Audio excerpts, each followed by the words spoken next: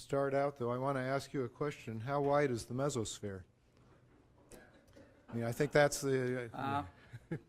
It's a couple, 100 kilometers. The fact is, I think it's slightly more than 1,000 kilometers. Oh, wow. Okay. Yes, okay. but it's again, we need to have, more results, more data, and also to try to improve the resolution. Mm-hmm. But anyway, it's clearly there. There is no doubt about it. Mm-hmm. Now, of course, we have to refine the measurement. Yes, yes. Yeah, definitely agree. That's sort of central to what I'm talking about, is that there's uncertainty in these measurements of the solar radius, and it's not like this lunar grazing occultation where we had a few observers that were stationed just a few over a distance of a couple of about 300 meters or so, and they saw the star Aldebaran. You can see some partial phenomenon due to the star's angular diameter. So we're measuring the angular diameter of another star other than the sun. But with the lunar topography now, we can really target these much better. I wanted to show a solar eclipse recording from the 1998 eclipse, actually, but we can't do the AVI on this machine. So I did show it during the break a little bit, and so if we can get out of this now. Okay. Oh, you want me to click this on? So yeah, here. Okay. Okay, now we can just get to the PowerPoint.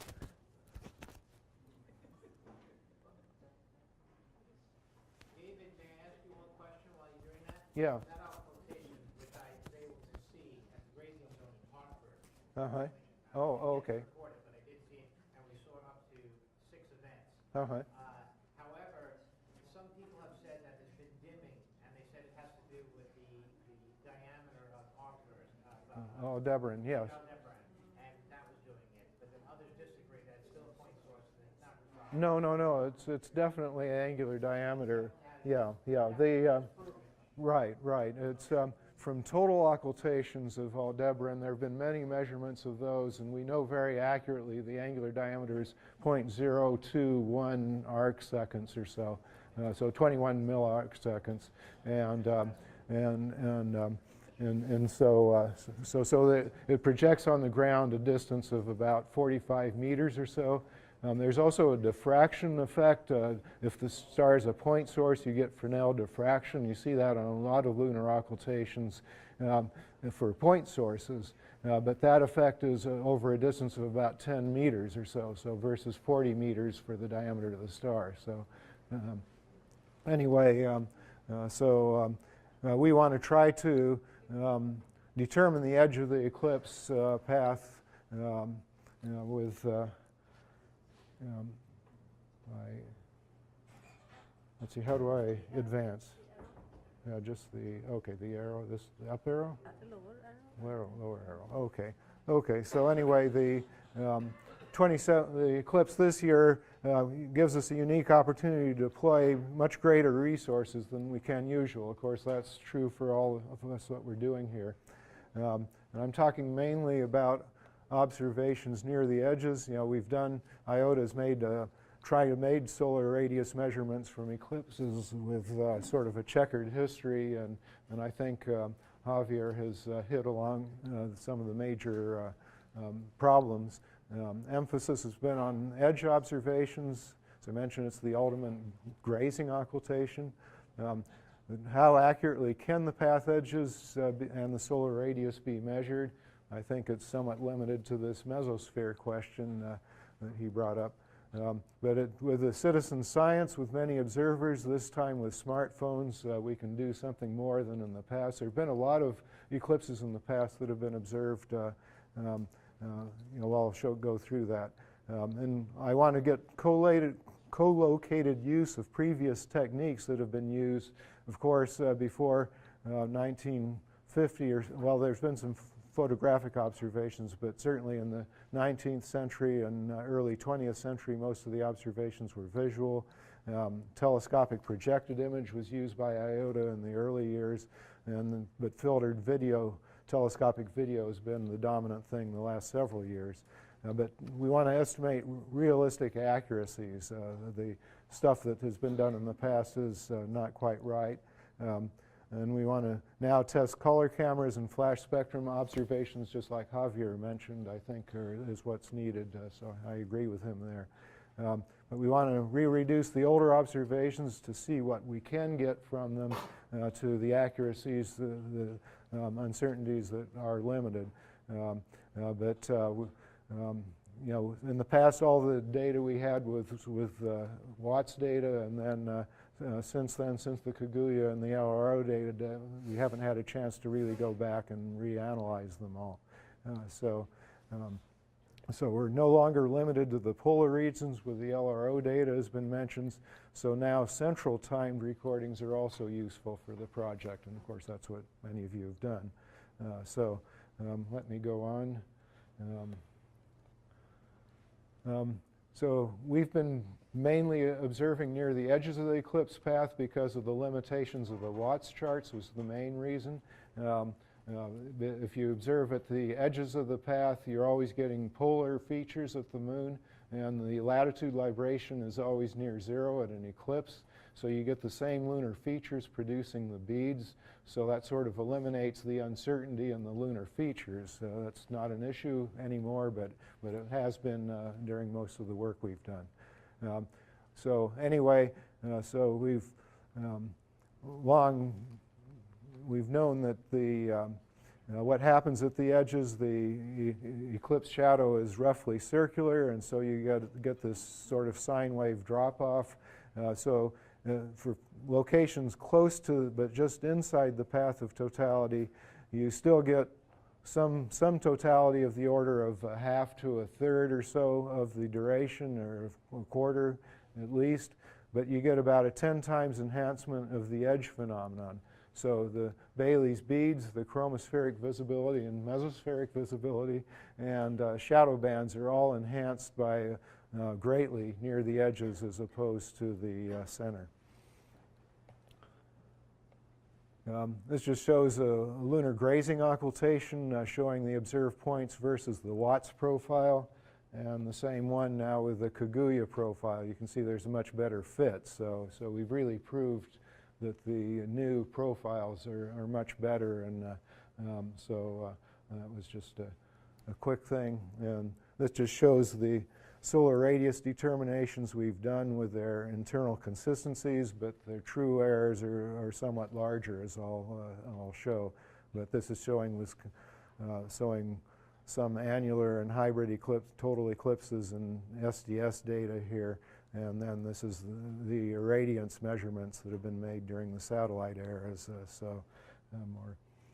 Or I think that's stuff from SOHO.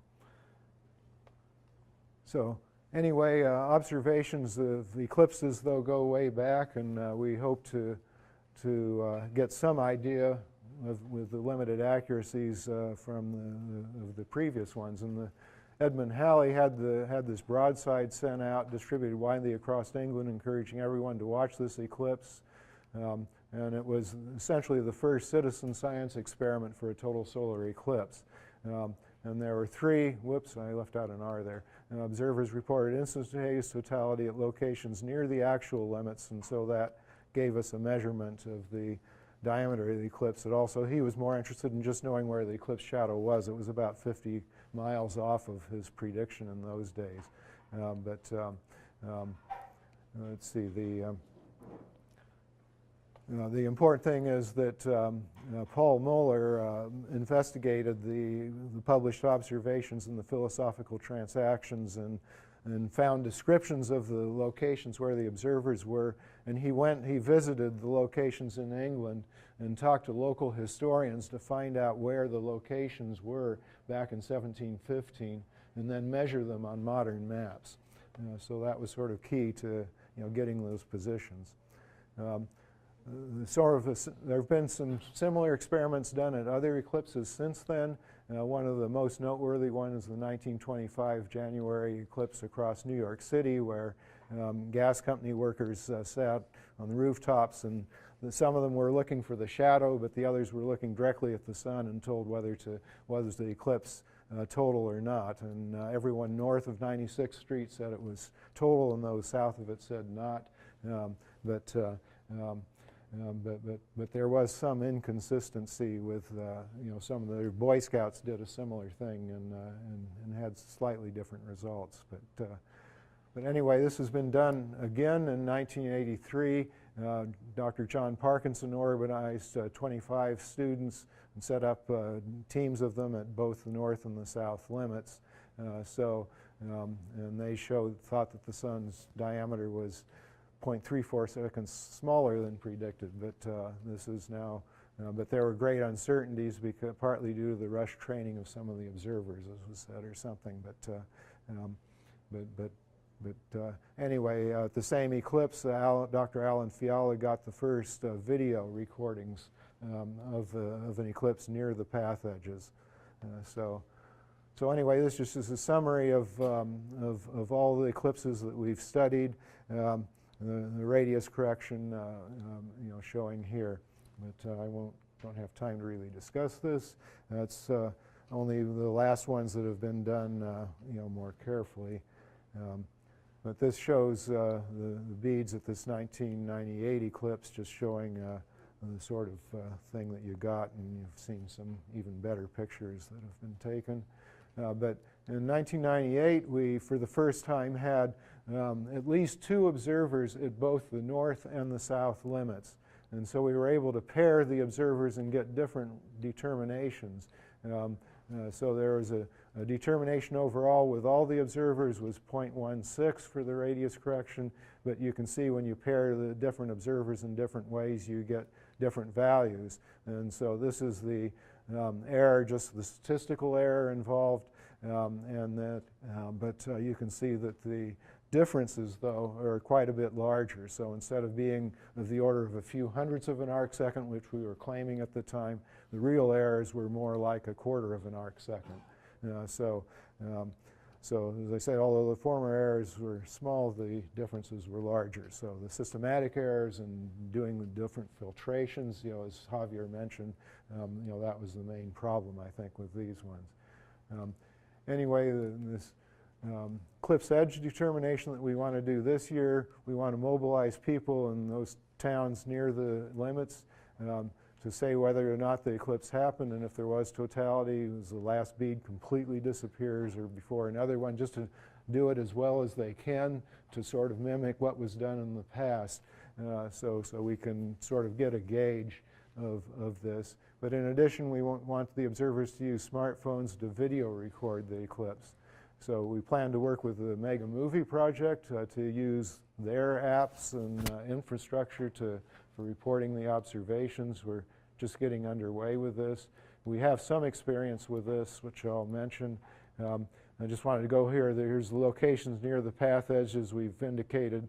There are a number of cities that we've found that are crossed by the eclipse path with the city proper. St. Louis and Kansas City are the largest ones, of course. And we're already organizing an effort at Minden, Nebraska, which Paul Maley is setting up already, and talked to people there and visited the place. In South Carolina, we have Camden, Lugoff. We crossed that driving here, I noticed, and so that would be a possibility in this state. There are other cities that are close to the path where similar experiments could be done, but the city proper is not crossed by the path, but it's within a mile or two, and then people could easily get there.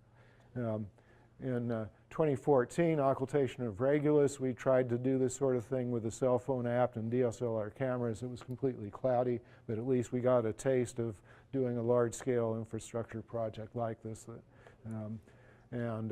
This just shows the gray zone, which we define as being 300 meters outside to 700 meters inside. That's the 1 kilometer of interest, where the change is the fastest for determining the path edge.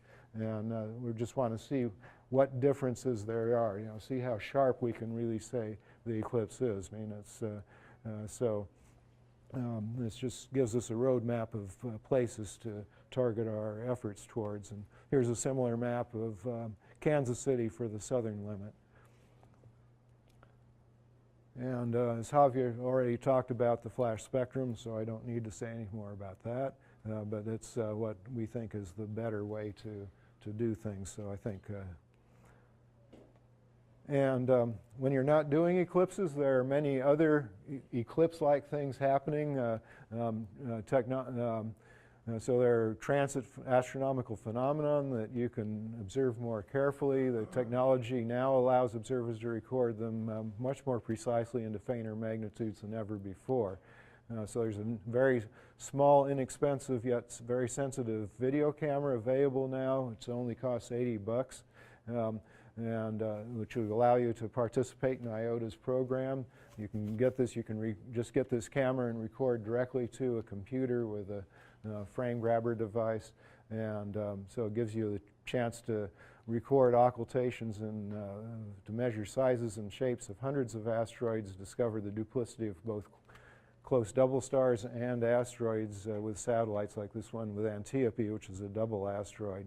And we've had a handout there. If you haven't taken one, please do, and it gives our web address and everything.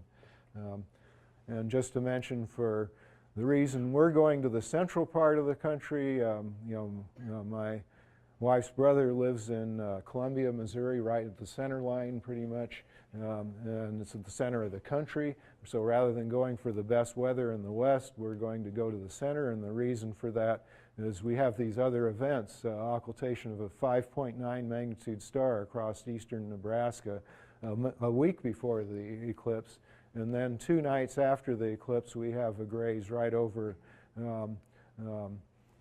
St. Joseph, Missouri, with this 9th magnitude star. And the night after that, there's a 10th magnitude star with the asteroid Ara over northern Missouri. So with that, please take my handouts, which gives links to all the more information about both our Eclipse project, the Eclipse Edge project, and IOTA and the general information we're doing. Good.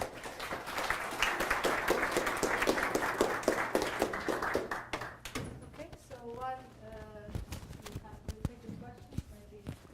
Oh, you take it's in your pocket. Yes, that's right. Okay. Yeah, why don't you hold it?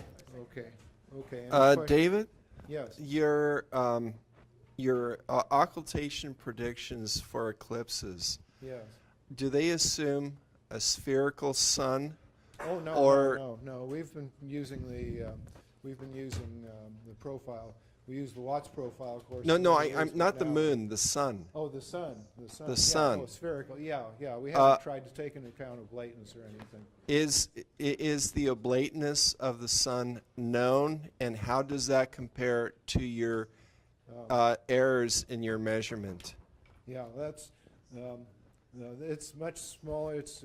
I think the oblateness is maybe a few hundredths or so. I think it's quite a bit smaller than the errors and the uncertainties in just getting the radius. So I think there's some controversy about the oblateness measurements, and if we have more well-timed central observations versus edge observations, then we might be able to start addressing that. So that's a good point. Okay, thank you very much.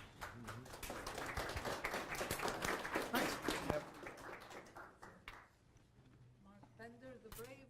The brave. One more brave. Is the thing going through? Yes. Oh, it is? Oh, yeah, it's black. Or is it? I don't know. Yes. I'm really sleepy and tired. Not that anybody was boring, because nobody was. So I'm going to let a virtual version of myself introduce me, if it's playing.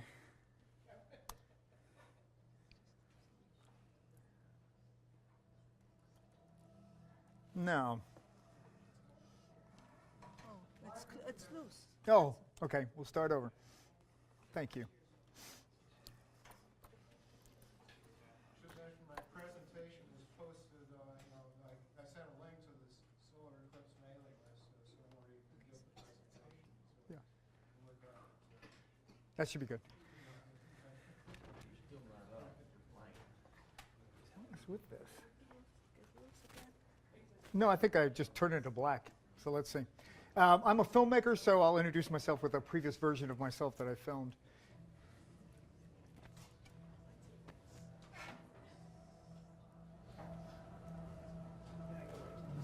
My adventures as an eclipse chaser began in Cornwall, in the UK. At the time, I had no idea that eclipses were going to be so profoundly influential in my life.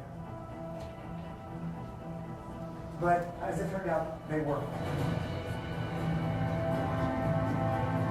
You just want to see more of it. It's so unexpected and so different from anything you've ever seen.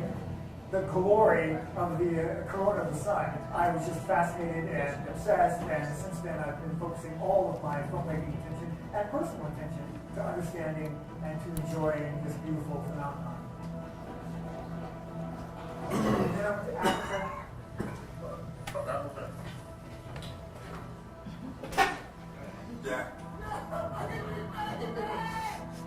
That was so good.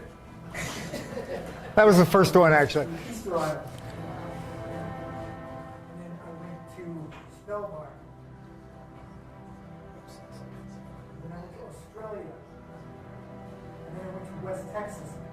And the Ring of Fire was in its perfect alignment on the horizon. And then I went to Indonesia.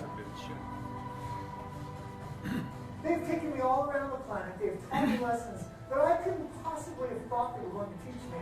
And they've enlivened my life to a point where they've changed everything. My whole perception of what the world is and what it offers to us has changed and been enhanced. I want you to come with me on that adventure, because there's more.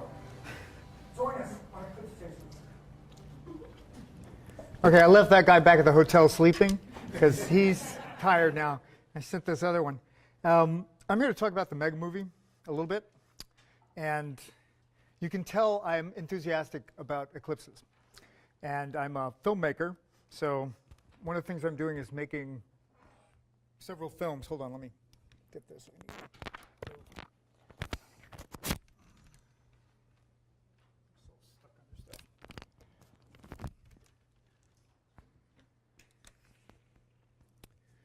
Yeah, I'm making several films, a series, in fact, for a company called CuriosityStream that'll be shown in June that'll talk about this eclipse. And while I'm doing that, I'm also working with Megamovie. So the Megamovie is mega. The concept was that we would get millions of people with their smartphones to photograph the eclipse. And initially, I thought it was a really stupid idea because I just thought, mobile phones, man, eclipses are going to look like little tiny. They're going to be like 5 pixels.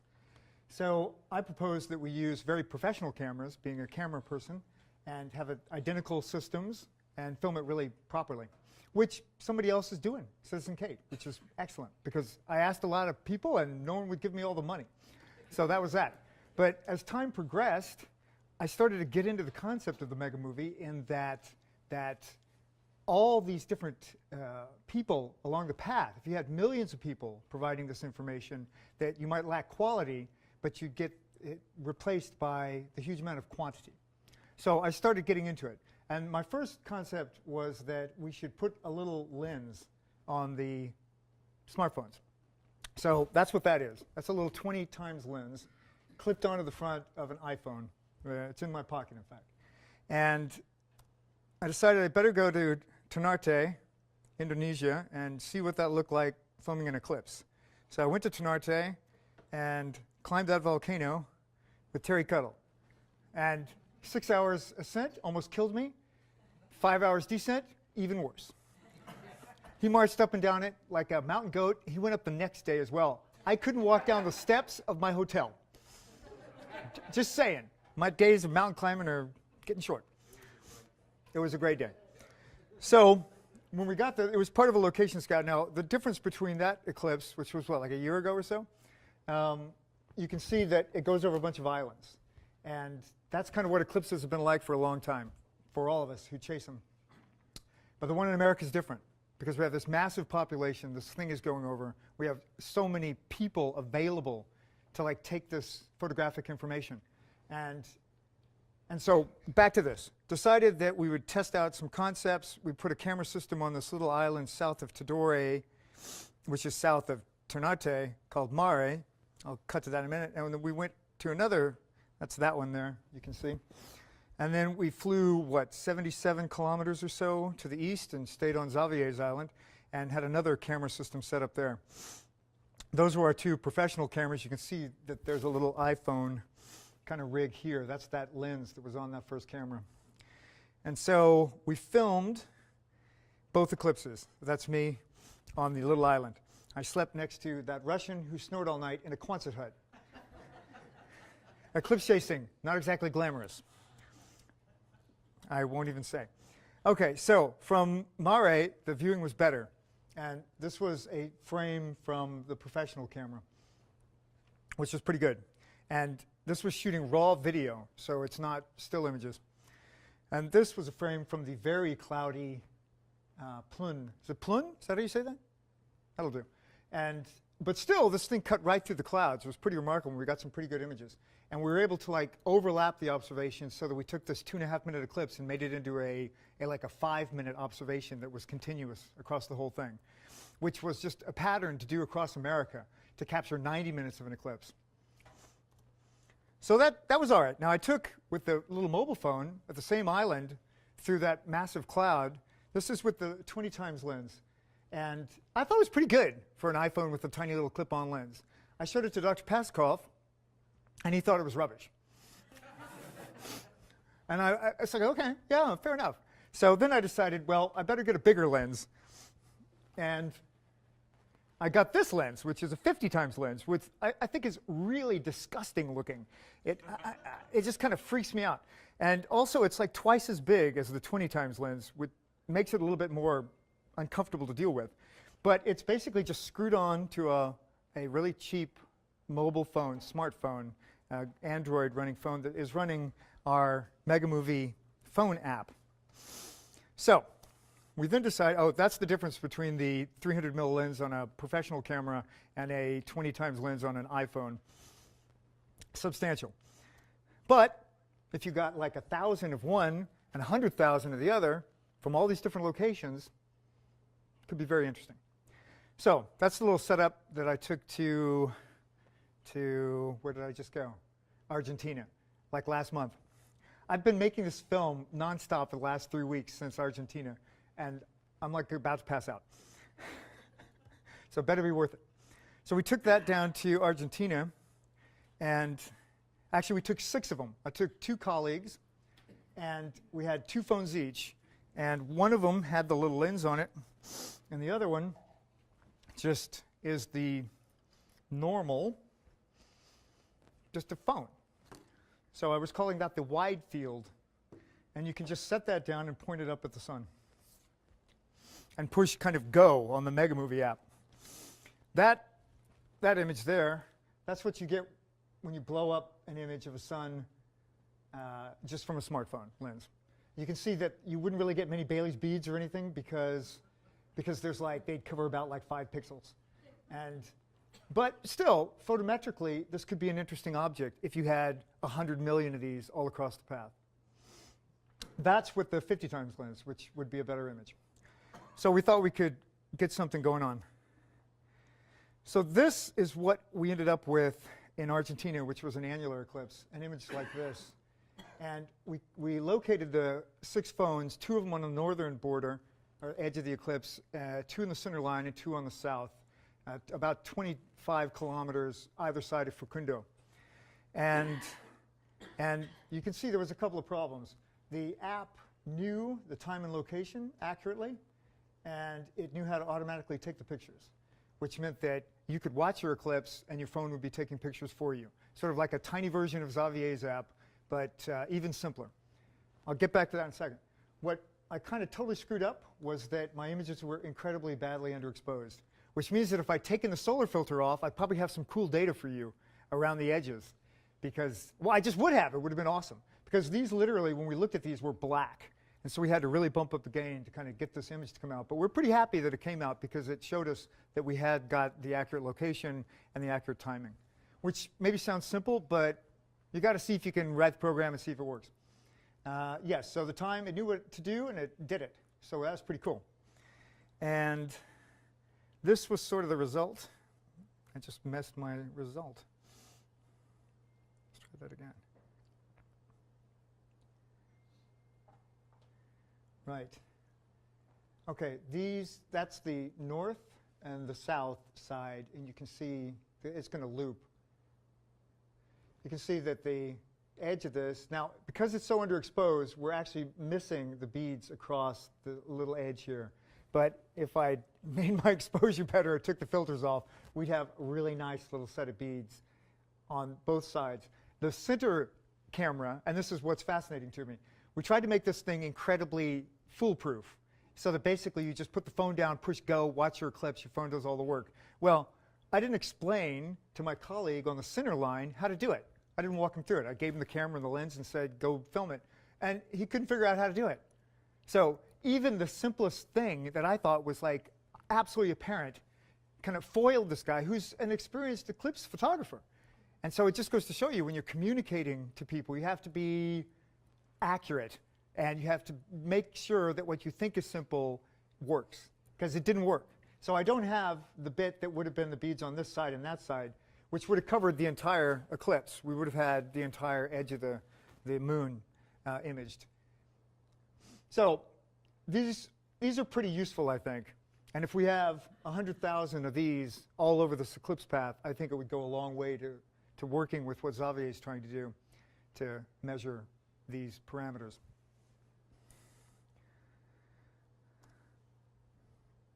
So that's it.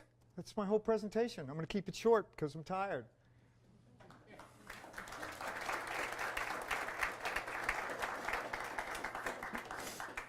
Here. Karen, did you want to say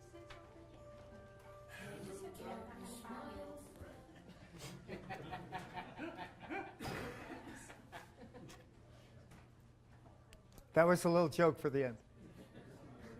So are there any questions for Mark? No? Is that so? Karen is the last one. Excellent.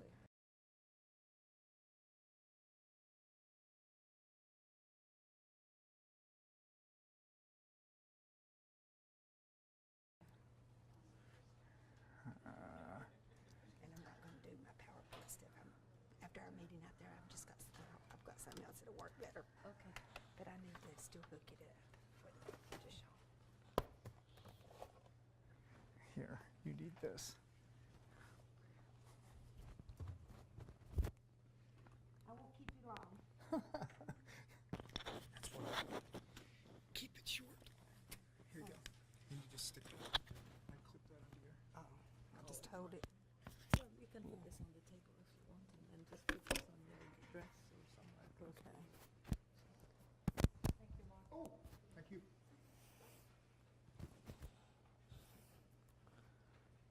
Okay. I'm Karen Roark, and I work at NASA Ames, and I'm not a scientist. I'm an education professional development specialist, and I can help with lesson plans. I can help with all that. I'm a certified national board teacher, and I'm Teacher Hall of Fame and all that. So I'm an expert at that, but I'm not an expert at your job as a scientist. But I try to get other teachers to have the love of science and start getting it out to students as low as kindergarten level. And I think it's so important because I think that we lose their attention after about 4th grade because we start having to do paper and pencil tasks. And the eclipse is no paper and pencil task, it's action. And if kids get into action, they will have the love of science the rest of their lives, and who knows, they might be on Mars living one day if we can instill that even in the low rural schools. I was from rural Georgia, as you can tell by my accent, and I have students now at Georgia Tech and all other schools, George Washington University, Georgetown, and it's because I had an interest in them, I think, and took them to space camp, took them to all the National Geographic things, working with Dr. Bauer, the Jason projects, and even bringing in specialist scientists on we were a NASA Explorer School, and I brought him in on webinars, and that's what I want to ask for you. There's 10 of me in all the other NASA centers. And last year alone, I know this doesn't sound like a lot, but we reached person face-to-face or over webinars 34,209 educators. So just think if we could get those educators to do the Eclipse and they could get their specialists at their schools, how many educators would actually be teaching the Eclipse? And so what we need your help for, when we go into schools and stuff, it's not doing. I guess I can just do. We talk about the sun, you know, we talk to teachers and give them all the concepts that you've given us today. But one thing I wanted to share with you is, you know, the sun is a star. And a lot of students don't even know that. And stars are all different temperatures. And I think even when you go to the school settings, if you relate it to fairy tales, even when you relate the three bears, the temperature of the bowls, this fairy tale is written wrong. So if you have your students to do experiments to find out the different temperatures of the bowls, well, the same with the stars. You can sort of relate to them, and they know what's too hot, too cold, and just right. And then you can go into all sorts of things with this. See, because we have hotter stars, and we have sun-like stars, and we have cooler stars. And there's several different YouTube videos, and I'm not going to bore you with those, but some of them are fun and cartoons of the solar eclipse.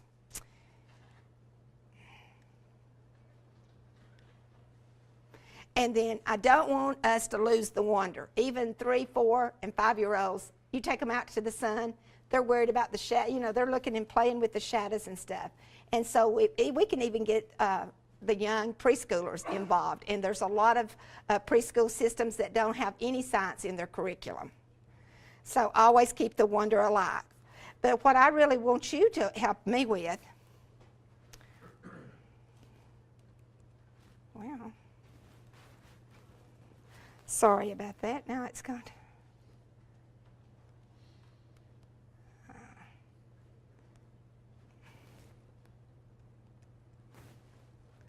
There's my PowerPoint, but it's not, there it is. Okay. So we'll go to. Okay, this is our website. If you can, the NASA EPDC website, and teachers can already get a badge if they want to on the Eclipse. They can earn 5 professional development hours, and it was developed by some people at, I think, NASA Goddard that actually got this one going. But they can go online, and they can register for webinars. We have about 50 webinars every 2 months. And the teachers can download the PowerPoint. They can use this activity in their classroom. And that's what I would love for people in this room to sign up for. You could use some of the PowerPoints you've actually done in these 2 days. And what we do, we just give you the website. We provide a webinar room. We send out the announcements with all 10 centers, and all these 34,000 educators are already on the email list. Plus, it's on the NASA website. And it advertises your webinar and what your subject matter is. And then they have, like if you tell me 3 weeks ahead of time, then we can advertise it for 3 weeks. Or if it's 6 weeks ahead of time, the more advertising time you have, the more people you'll have to register for your webinar.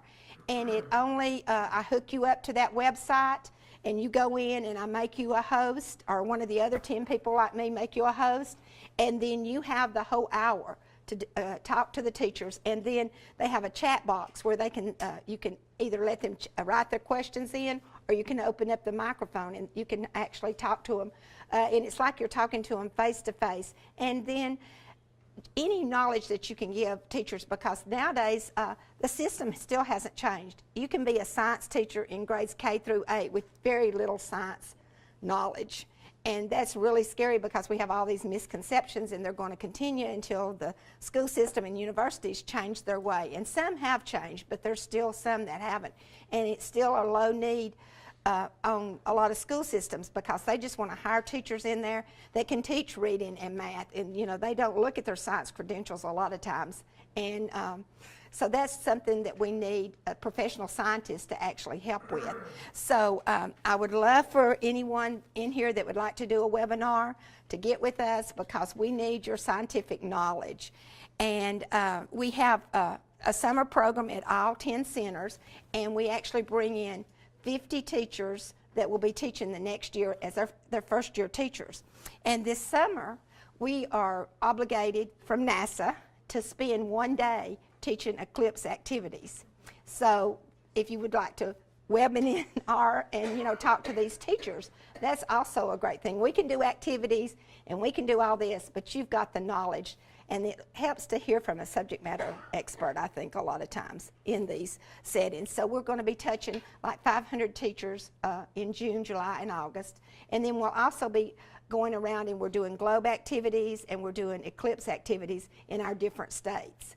And so each one of us is sort of thin, but you know, the webinar helps because a lot of we are finding out that we're going into the library some and museums some, and there's a lot more teachers that will come if you have it someplace where they can actually come and see something afterwards, like a museum. They'll come for the workshop if they can tour the museum for free to give them some kind of added bonus. So that's one thing I would love for you to do. Not sure why it's not. You can see my screen is just, but, and this just is well, it's not showing. If it shows on my computer, it won't show up there, so.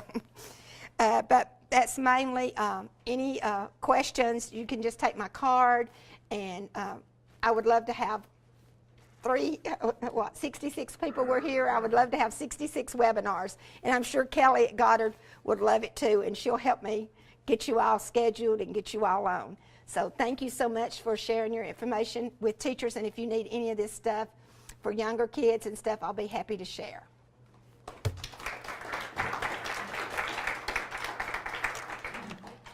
Any questions for Karen?